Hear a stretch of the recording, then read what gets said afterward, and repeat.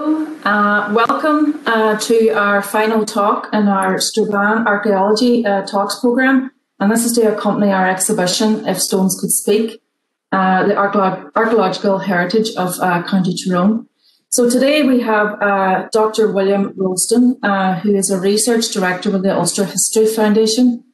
He holds a PhD in archaeology from Queen's, and he has written a numerous amount of books with regards to the local area, especially in researching Scots Irish ancestors, restoration of Strabane in 1660 to 1714, and also 3 centuries of life in a Tyrone parish, a history of Donaghadee from 1600 to 1900. So William is here today to do a little discussion and examination of the archaeological investigation around the castles of the northwest area in relation to the plantation. So William, we're delighted to have you here today, and over to you. We look forward to hearing from you. Well, thank you very much, Roshi, for your words of welcome and for inviting me to speak in this series. Thank you also to Ronan for his help with the technology. And of course, it would have been lovely to have been able to speak in person in the Alley Theatre in Strabane, but hopefully people watching on will find this talk useful. Now, as Roshi said, I'm going to be looking at the castles and churches of the Ulster Plantation of the early 17th century, with a particular focus on the Strabane area in particular and the northwest more broadly. I will say at the start, this is not going to be, it is very much a focus on the archaeology and architecture and physical remains of the plantation, built heritage. I'm not going to be looking at the political background of the plantation, but there are very useful books out there if you want to find out more about that. I'd refer you to the likes of Michael Percival Maxwell's book on the Scottish migration to Ulster in the reign of James I. Or Philip Robinson's book on the plantation of Ulster, which is very much a geographer's perspective on the plantation. Or if you want a good narrative read on the plantation, then I would direct you to Jonathan Barden's book, simply The Plantation of Ulster, the late Jonathan Barden, who was a very eminent historian. So my focus is very much on the built heritage of the plantation. Now, before getting into the plantation period proper, important to place what happened in the plantation in its broader context and to look at the foundations on which the plantation settlements were built. The plantation was not something coming to, you might say, a blank canvas. Ulster was not tabula rasa. It had centuries, millennia, in fact, of deep history, and the plantation was laid on top of that. So, go to late 16th century and looking in particular at northern Tyrone and Foyle Valley. Well, in the late 1560s, Turlough Lena O'Neill became the Lord of Tyrone. The Lord of Tyrone was the largest and most powerful of the Gaelic lordships in Ulster. Turlough Lena had succeeded his kinsman, Shane O'Neill. And very interestingly, the centre of gravity of the Tyrone lordship shifted from the Dungannon area of Tyrone to the northwest of the lordship, so to the Strabane area. And Turlough Lena had 3 principal seats of power. On the map you can see Newton, which is now Newton Stewart, highlighted, Strabane and Donegalong. And at each of these there was a Neil Castle. Now, to look more particularly at Donegalong and to explore it briefly as a background to the plantation, Donegalong differs from the other 2 sites. At Newton Stewart and Strabane, plantation settlements were established in the early 17th century. Castles were built. Urban settlements were developed. Donegalong, however, was different. So focusing in a bit more on Donegalong itself, this is the River Foyle. And Donegalong is right on the edge of the river. It's believed to have taken its name from maybe a Viking encampment. Donegalong means fort of the ships. And in the 1560s, Shane O'Neill had built a castle at Donegalong, which was refortified by Turloughlina once he became the Lord of Tyrone. So here it is, and this is the area here. Now, nothing of this important settlement survives to this day. But at one time, this was the most important of Turloughlina's settlements. It was important for him because it was on the edge of his territories. It had direct access to the sea. And for Turloughlina at that time, that was crucially important because it was a landing place for the Scottish mercenaries, the Redshanks, who were coming to fight for him from the Scottish Isles, especially after his marriage to Lady Agnes Campbell of the Great House of Argyll. Donegalong was also directly opposite an O'Donnell fortification at Carrigans in County Donegal. So for many reasons, Donegalong was hugely important and a hugely strategic location for the O'Neills in the late 16th century. Nothing, I'm afraid, survives of Donegalong at all. But this very fine reconstruction by Philip Armstrong, which was prepared for the council whenever the Donegalong project was underway some years ago, shows what it may have looked like. Now, I'd emphasise this is a reconstruction based on what it probably looked like. You can see the typical late medieval Irish tower house. You can see it's set within a moated enclosure. And this map, 1600, shows Donegalong, and also you can see other places of importance. So the Carrigans, the fort at Carrigans, for example, further upstream. Well, here's a fort probably on the edge of the River Dennet, the Burn Dennet. It may even have been a crannog. And further up, we see the fortification at Lifford, the seat of power of the O'Donnells. And then we have Strabane itself shown across from Lifford. Now, during the 9 Years' War, an English garrison was established at Derry, led by Sir Henry Dockwra. And an artillery fort, a star-shaped artillery fort, was established at Donegalong. It was built around the site of O'Neill's Castle. At its height, this garrison had over 1,000 troops stationed at it. You can see the outline of the star-shaped fort.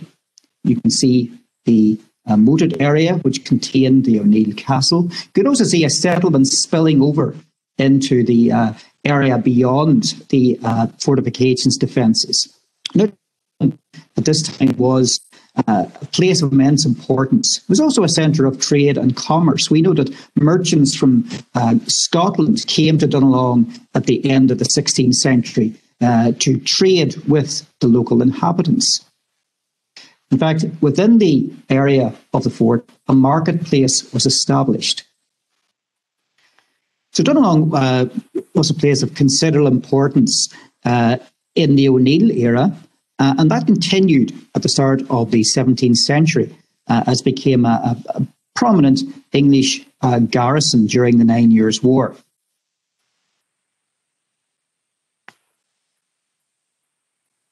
Here again, we can see a reconstruction by Philip Armstrong of the fortification at Donegalong about 1600. And so Philip has represented the ruins of the castle here, the O'Neill Castle, within this moated area. We can see the brew house just here at the edge of the river. This was used to make beer, which was transported downriver in a converted horseboat to the garrison at Derry. And we can see the settlement just outside the defences of the fortification. And this area in the centre for fortification was the marketplace where the merchants would have traded with the local garrison and also with the local people.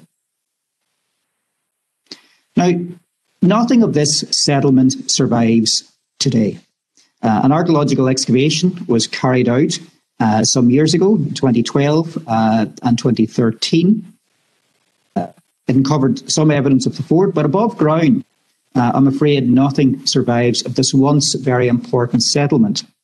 And the interesting thing is that once the plantation got underway from, say, 1610 onwards, Donegalong ceased to be a seat of power. Whereas at Strabane and Newton, Stewart, they continued, as you could say, the headquarters of new settlements. Donegalong simply disappeared. Now, it did continue in importance in some ways. The ferry crossing, for example, the ferry across the Foyle continued to be important. Undoubtedly, it was a landing place for many of the Scottish families coming to live in this area in the course of the plantation. It was also the scene of an important fair that drew people from across the northwest to buy and sell. It became particularly renowned for its horse sales. But no castle was built at Donegalong during the plantation period. No attempt was made to develop it as a town or village. It simply faded away. And if you look at Donegalong today, at the lower tide, you can see what remains of a quay. The quay here probably dating from the 18th century. But of the O'Neill Castle, of the English artillery fort, nothing remains. And yet at one time this was a place of importance. But interestingly, this did not continue in importance during the plantation period.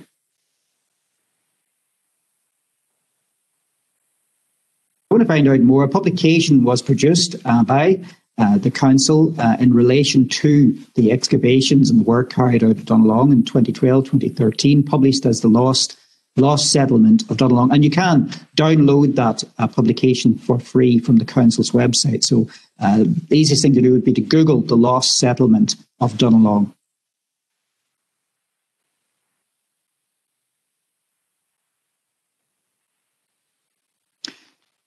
Now, as part of the preparations for the plantation, a series of beautifully drawn and illustrated maps were produced under the direction of Sir Josias Bodley in 1609.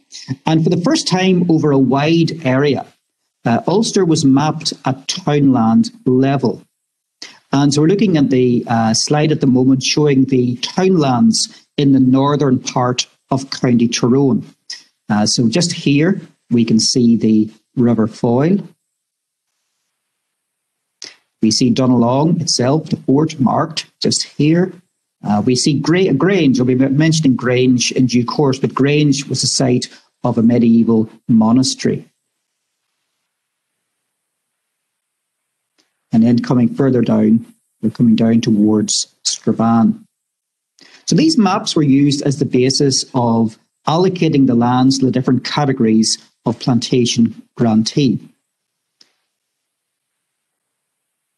Then a bit more closely on Strabane and Lifford. You can see here these are the townlands mapped out, County Tyrone. And here we have Strabane marked. We have like what seems to be the stump of a castle shown here. We have what looks like buildings along either side of a street. Lifford was much larger than Strabane at this time, based on this map at any rate. You can see the fortification here, you can see houses and so on, parts of the old O'Donnell settlement from the 16th century. Now, when the Royal Society of Antiquaries visited Strabane in 1890, they were given a very warm welcome from the chairman and the town commissioners of Strabane. And in the address presented to the Royal Society, the commissioners set out various details about the antiquities of the area. And you can see on the screen where they described the O'Neill Castle. So this is the castle of Turlough Lena O'Neill. So it says, of O'Neill's castle, built in the 15th or 16th century, the only remains that exist are portions of the chimney and outer wall, at present forming part of our flax market. Now that was on a different site from the castle built by the Hamiltons in Strabane, the location of which is remembered through street names, Castle Street, Castle Place, So although Strabane continued to be an important location under the plantation scheme, you could say the headquarters, the seat of power of it, moved slightly to a different location. Now, at this distance of time, we have no idea as to the thinking that lay behind the choice of site. But it's interesting that the castle was not simply refurbished or repaired or built on, as happened in some places. A new castle was built on a slightly different site from the O'Neill Castle.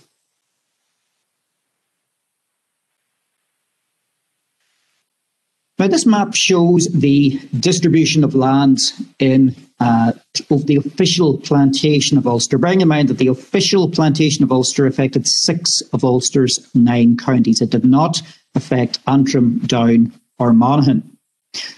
Now, the Barony of Strabane is this diamond-shaped area right in the centre of the planted counties. And you'll note it's coloured blue, which indicates that it was allocated to Scottish undertakers in the plantation, those who undertook this great scheme of plantation and who, under the terms of their patents, granting them the lands, were required to introduce a certain number of settlers from Britain and to build fortifications on those lands. And I'll mention that in more detail in a moment.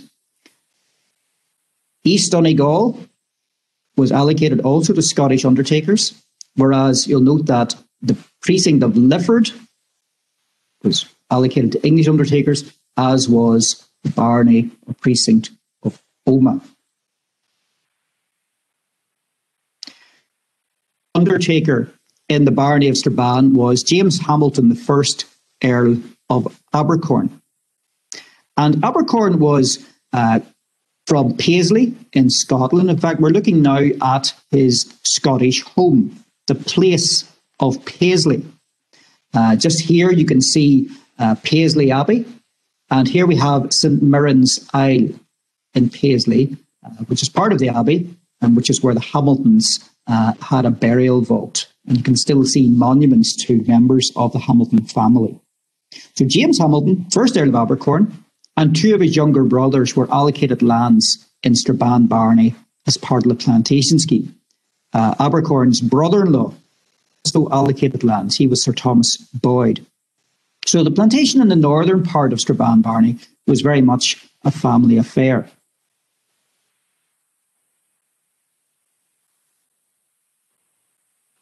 We can see from this map the allocation of lands in Strabane Barney. So I've mentioned Strabane Barney is a large barney. It's roughly diamond-shaped. The first Earl of Abercorn was granted the lands of Donalong and Strabane. So it's interesting that he was granted the lands adjoining 2 of Turlough principal castles. And very often when we look at the plantation scheme, we can see in some ways a very symbolic transfer of power from old lords to new. So it's undoubtedly not simply coincidence that the first Earl of Abercorn, as the chief undertaker in Strabane Barney, was granted the lands adjoining Strabane and Donalong. The proportion of Largy was granted to Abercorn's brother, Sir George Hamilton. Sir George later acquired the lands of Derry Woon from another planter. Another brother, Sir Claude, was allocated Colinley and Eden, taking in the Donamana, Plumbridge areas, the Glenelly Valley. And then Abercorn's brother-in-law was granted Sheen.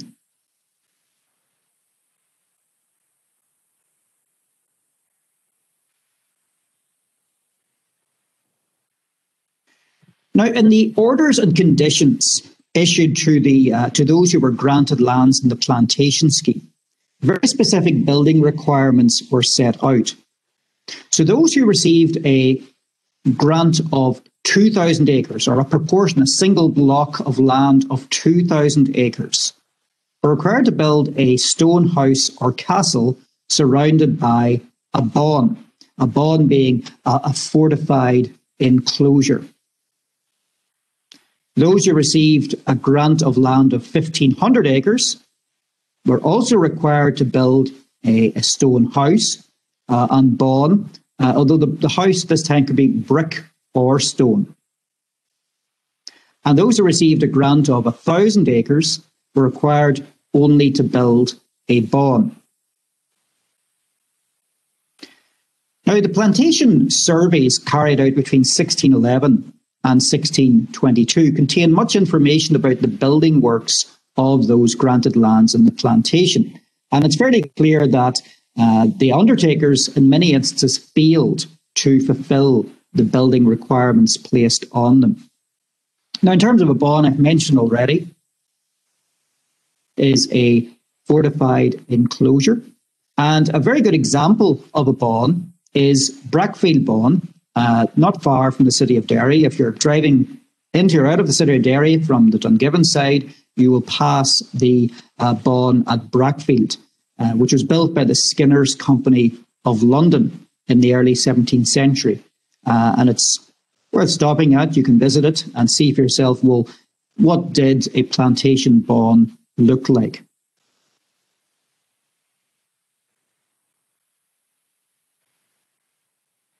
Looking at some of the plantation castles in Strabane in 1622, and in the terminology of the day, they were described as castles. You could also call them fortified houses or dwellings, but in the documentation, typically they are described as castles. At Strabane, by 1622, a strong castle of stone and lime had been built, but no bawn. So in a sense, that not building a bawn was actually a failure of the plantation requirements. At Sheen, there was a bawn with a flanker, which was used as a dwelling, a flanker being a corner tower, sometimes round, sometimes square, but a projection from the corner of the bawn. That was used as a dwelling. And a castle was underway and had been raised to the second story. At Largy, there was a bawn with 4 flankers, upon 2 of which there were small stone houses. It's believed that that bawn was not far from the village of Ballamagorry. In Derry Woon, there was a fair stone house, 4 stories high, almost finished, with a bawn. So a very impressive building had been erected and was almost finished at Derry Woon. Eden and Colinley, there was a good castle, again 4 stories high, but however the bawn was unfinished and the castle was sitting empty. That castle was probably in Donaghadee and probably on the site of the building now described as Donaghadee Castle. And at Newton in the Slap, at Newton Stewart, there was a castle of good strength, as it was described, again 4 stories high with a bawn. So the picture varied a bit. In some instances, there certainly progress was being made. In others, and if you look at the plantation scheme in general, you'll find that there was considerable variation in the range of buildings and in the quality of buildings erected by the planters.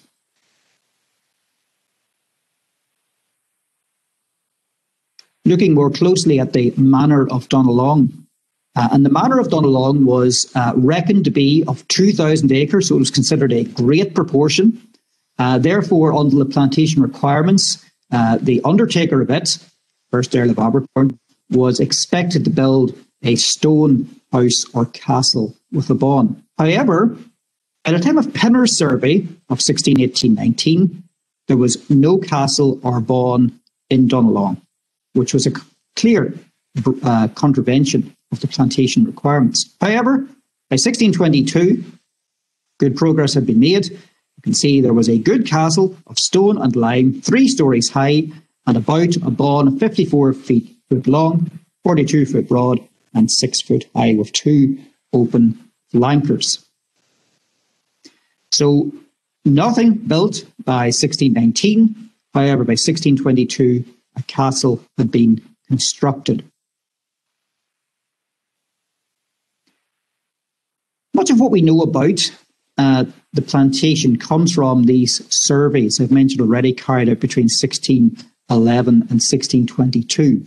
We're very fortunate for County Tyrone in that not only do we have the official report prepared by the commissioners, we also have the documentation assembled by the landlords or their agents, information drafted and then presented to the commissioners investigating the plantation.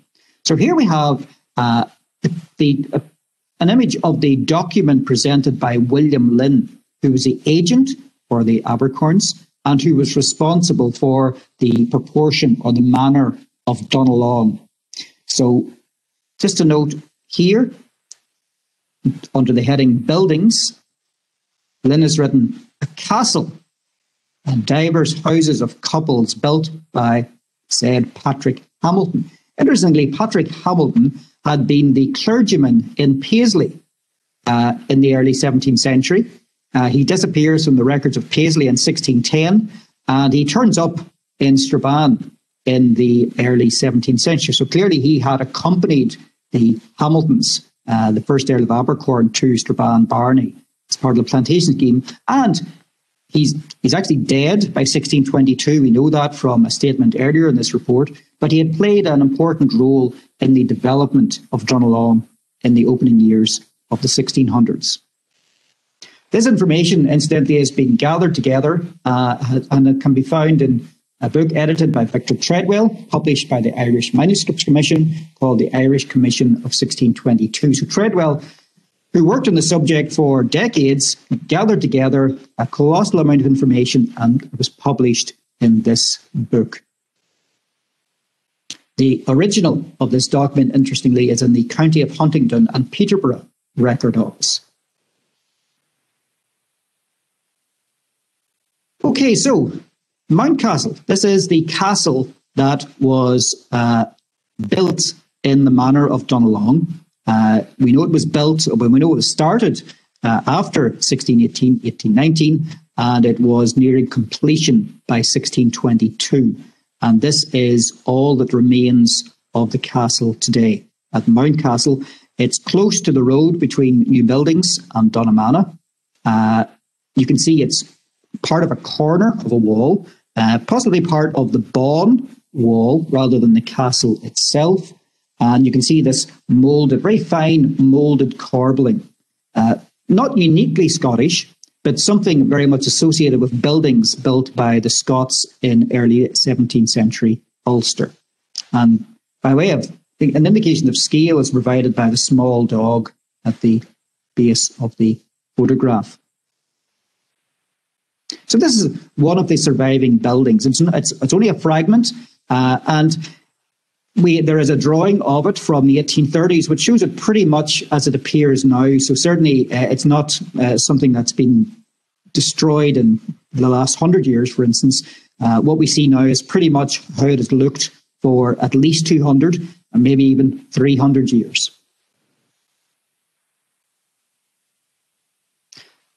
One of the best surviving examples of a plantation castle from the Strabane area is found at Barnscourt, in the Barnscourt domain, not far from Newton Stewart. And this is Derry Wooden Castle. This is a castle built by Sir George Hamilton, the brother of the first Earl of Abercorn. This is a castle that, again, it hadn't been started by the late 1610s, but it was nearing completion by 1622. You'll notice again the use of corbelling in the inset photograph. Not as high quality as the corbelling at Mountcastle, but certainly it's drawing on the same inspiration. So this was a castle where Sir George Hamilton intended to live. There are reports that, in the 1622 survey, it does specifically say this is where he intended to live. However, he can't have lived there for very long because in the 1630s, Sir George Hamilton moved to County Tipperary, having married into the prominent Butler family in that region. So the castle here was probably in use as a habitation for a relatively short period of time. We know it was damaged in the 1641 Rising, and it may not have been used after that.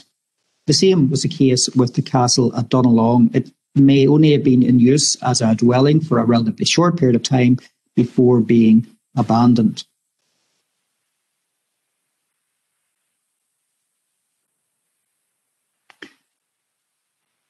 Another castle of the plantation era that's found in Strabane Barney is at Newton Stewart. Now, this is a very prominent building at the end of Main Street. This is a castle that was begun by Sir Robert Newcomen, an Englishman who had acquired the plantation lands in this area from the original Scottish grantee, and it was completed by his son-in-law, Sir William Stewart, whose background is actually unknown. We cannot be absolutely certain where he came from in Scotland. There have been various suggestions, but he was a man who left his mark on Newton Stewart and gave his name to the town. And this is the surviving remnant of that building. It was a very fine building in its day. It combines both English and Scottish features. You'll notice the crow step gabling. There's a very fine brick chimney pot rising from the central point of the building. There are the remains of a bawn on the site. Again, it's interesting that Newton, as I mentioned already, was a seat of power for the O'Neills in the late 16th century. And Newton Stewart now continues as an important site during the plantation period. However, excavations carried out at the castle, I think upwards of 20 years ago now, did not reveal any evidence that the Plantation Castle was built on the site of the O'Neill Castle. So it seems that the O'Neill Castle was perhaps a short distance away from the Plantation Castle, but the Plantation Castle does not stand directly on top of the earlier castle.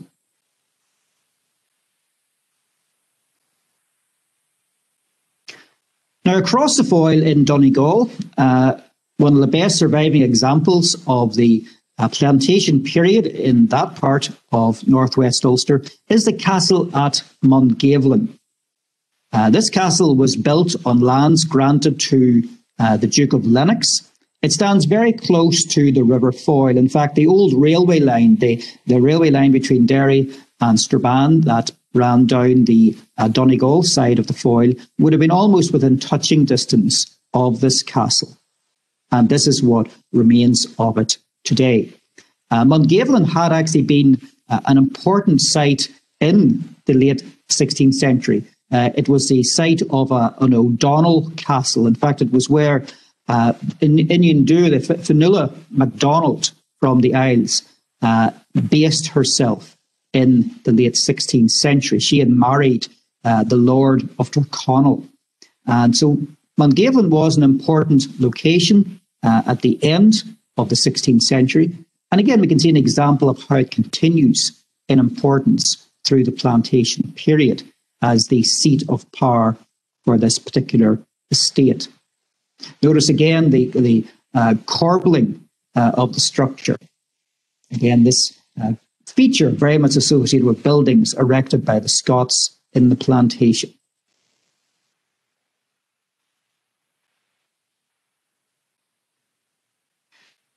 Now, the finest dwelling erected in northwest Ulster was the castle at refuel, built by Bishop John Leslie, who had been Bishop of the Isles in Scotland and became Bishop of refuel in the 1630s.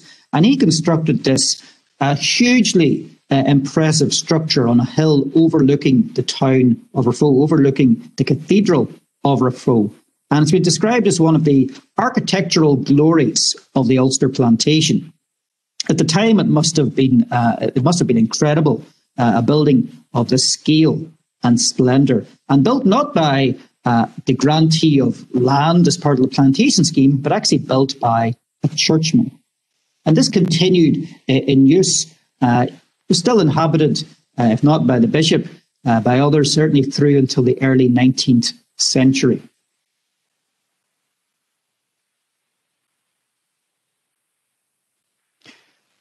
Moving on then from the castles of the Ulster Plantation, look at some of the churches built during the plantation period.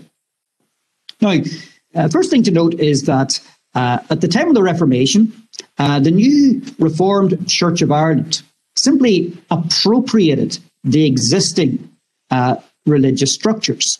So it took over the existing network of dioceses, it took over the existing network of parishes, and it took over the existing network of parish churches.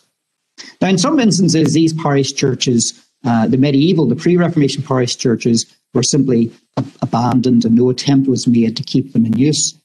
However, in many others, the existing medieval parish church may have been refurbished, perhaps a new roof put on, new windows and so on, or it may have been rebuilt on the existing site.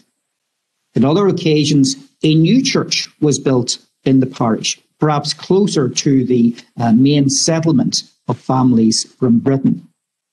This map shows you the churches in use in the Northern Diocese of Ireland in 1622.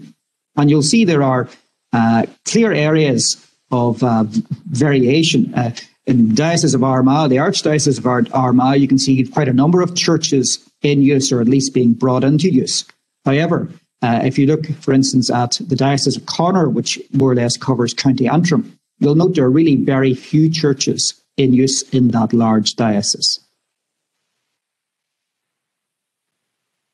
Looking more closely at the Diocese of Derry, and you'll note that, again, in many parishes, there's no church in use at all, no church in use under the auspices of the Church of Ireland. Here we have the church. This is Templemore Parish, and this is the church, this is St. Augustine's Church in use within the walls of Derry. If we come down towards the Strabane area, this is the church at Strabane. This is the church at Lifford. This is the church at Donaghmore in County Donegal, not far from Castlefin. But you'll notice that in many of the parishes, most of the parishes, in fact, in the Strabane area, this is Donaghadee, no church in use in that parish in 1622. This is Lakepatrick, the same Barney, the same Ardstraw, the same story. The provision of places of worship under the new Reformed Church of Ireland was not good. Looking more closely at the parishes in the Strabane area, well, in Ardstraw, a large parish, there's a note, Sir Robert Newcomen, I had mentioned him already as the man who had acquired the plantation estates at Newton Stewart. Sir Robert Newcomen gave licence to build a church in another place, which he have not begun. Most of the parishioners, however, wanted the old church repaired, but in the meantime, services were held in another place, unfortunately not specified in the religious survey of 1622. So Newcomen, in fact, wanted to build a new church at Newton Stewart. What became Newton Stewart wasn't Newton Stewart at that time when he was wanting to build it. But you can see where the actual people didn't want the church built at Newton Stewart. They wanted the old church at Ardstraw repaired. Now, in the end, they didn't get their way, and the new Church of Ireland church was indeed built in Newton Stewart, and it's at the head of the main street looking down on the Plantation Castle. Bedoney, the parish church, was in ruins in 1622. In Kappa Parish, the parish church was uncovered and a house was used for services. Lakepatrick Church remaineth uncovered. In Camus Parish, Camus Juxtamorn Parish is the parish that includes the town of Strabane. The old parish church was in ruins. That's a short distance outside of Strabane, heading south of Strabane. But in 1622, it was noted that a fair church begun by the late Earl of Abercorn, which was in the town of Strabane, howsoever, that building of the church with the death of the Earl hath ceased. So the first Earl of Abercorn died in 1618. The plans for a church stalled.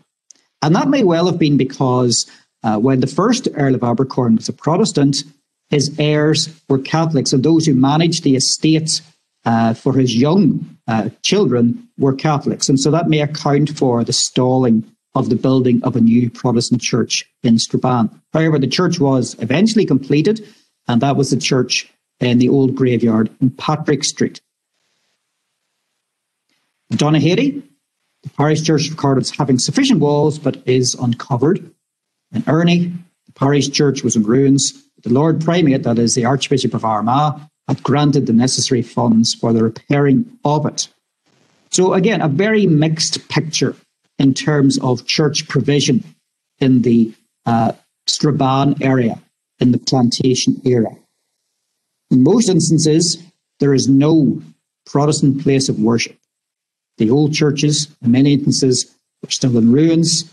Plans for new churches had either stalled or were going nowhere.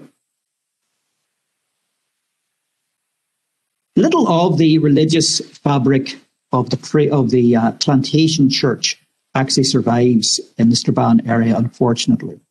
At Donaghadee, here we can see in the slide now, the gable wall of the church, the old church, survives. This was a church that was in use until 1788, when a new church was built closer to the village of Donaghadee. This church stands on the site of the pre-Reformation church. In fact, it may well be the case that a portion of the walling we're looking at now actually dates from the pre-Reformation church, and that church was repaired and restored in the Plantation era.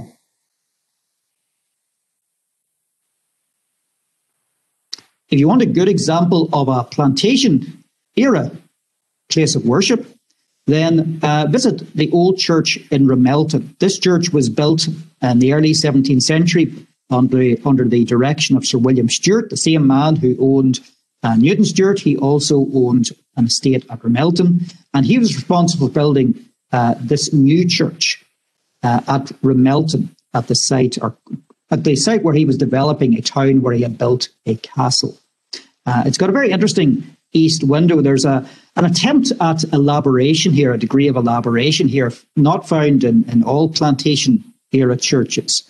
Just above the window is some stonework that was brought from the pre-Reformation church and placed in the wall of the new building.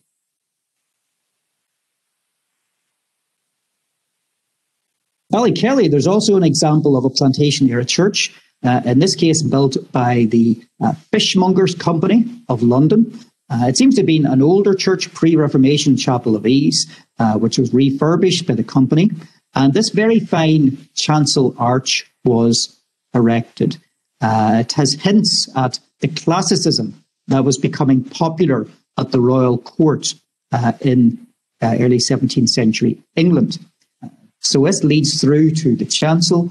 This is a drawing by Thomas Raven of that church in 1622. So you can see the main body of the church and then the chancel at the east end of it. Now, most churches of the Plantation era did not have a separate chancel. They were simple rectangular structures. There was no structural division between chancel and nave.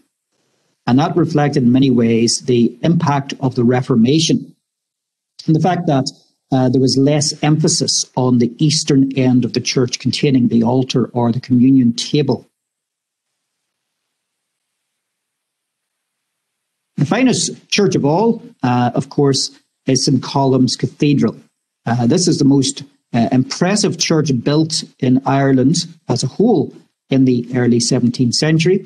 And certainly when we look at the Plantation era and its impact on the Northwest, this was far and away the most distinguished place of worship. Erected between 1628 and 1633 at the cost of the Irish Society, which was like the organisation appointed to oversee the plantation in the new London Derry plantation, where the London companies were involved. Built at a cost, it's reckoned, of about £4,000. And they built not only as the cathedral of the Diocese of Derry, but also built as the Parish Church of Templemore. Dedicated to St. Columba, because as the Church of Ireland Bishop Bramall declared in 1635, he was the first planter of faith in those parts. So the continuity in the dedication from the medieval pre-Reformation period to the Plantation period is very much in evidence here.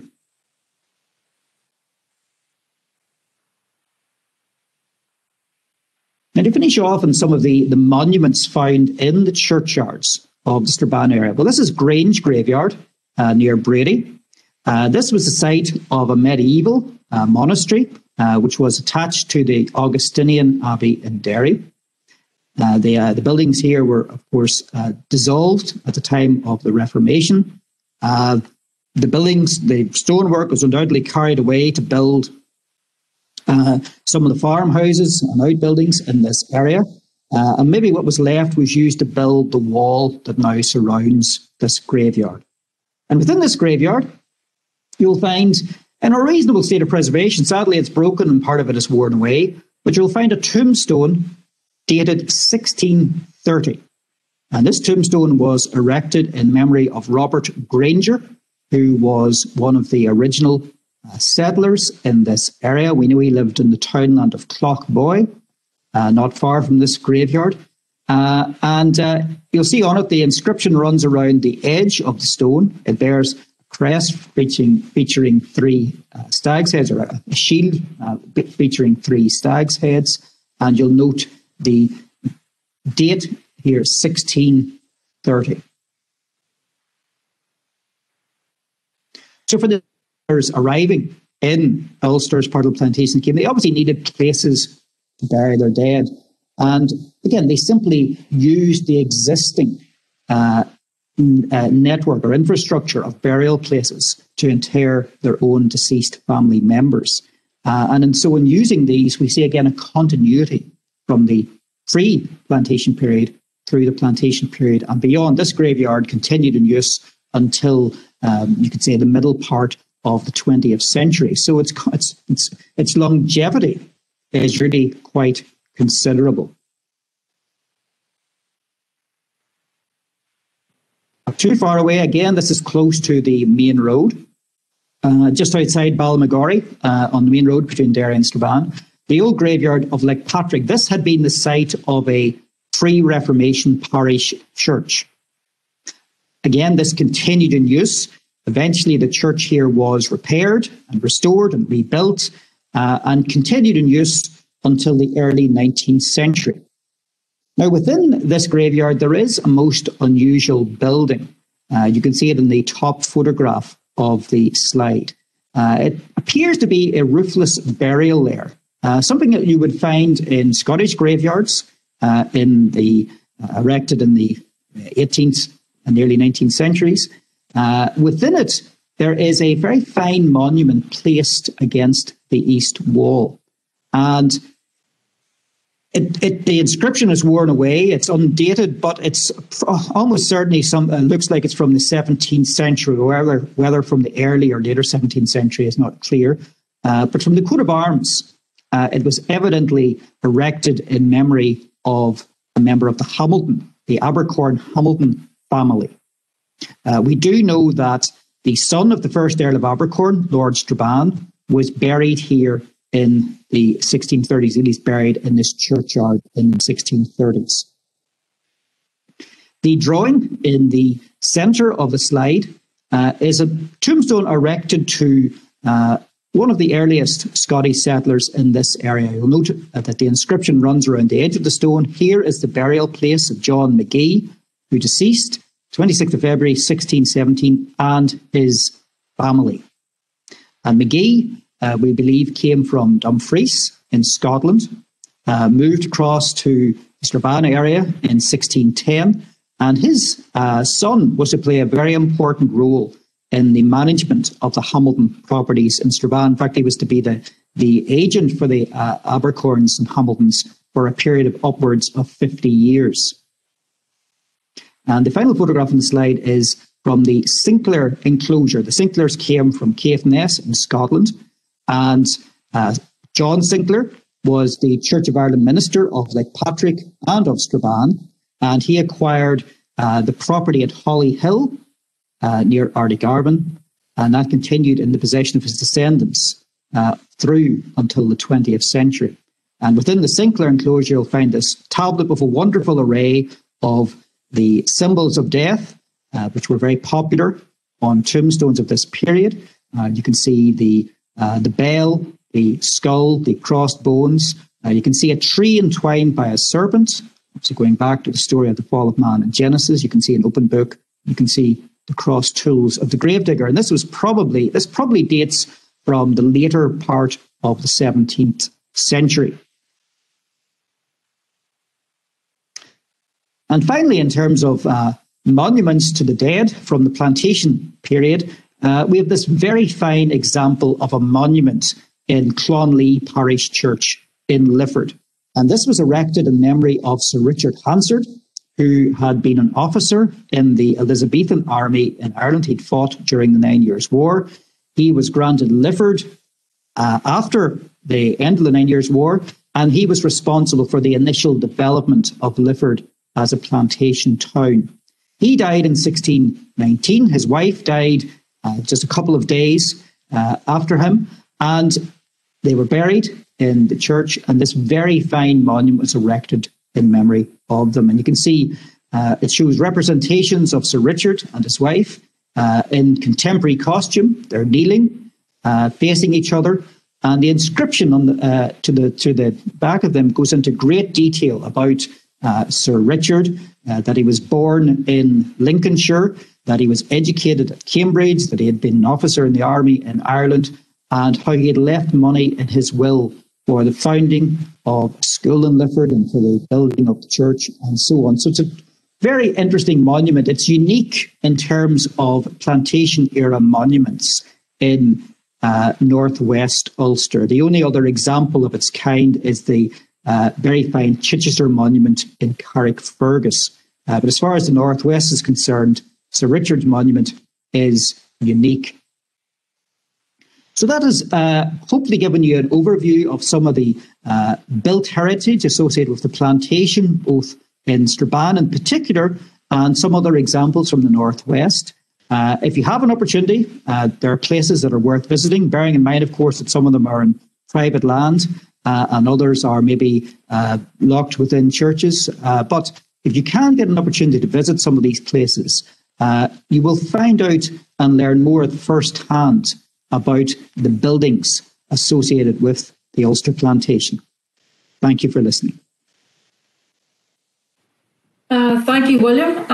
That was absolutely fascinating. I really, really enjoyed that. I think we've had such a high quality calibre of speakers in this archaeological programme, and you're definitely one of them. And it's brought to light some of the aspects of the local heritage that, even I wasn't aware of.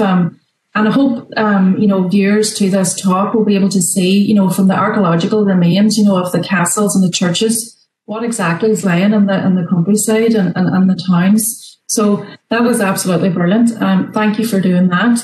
And I suppose, in one way, this is quite a fitting end to the archaeology programme series, just to let people know that we we were awarded a county award through the National Heritage Council Awards, and we're absolutely delighted with this. And we have a lovely plaque which we will be putting on display.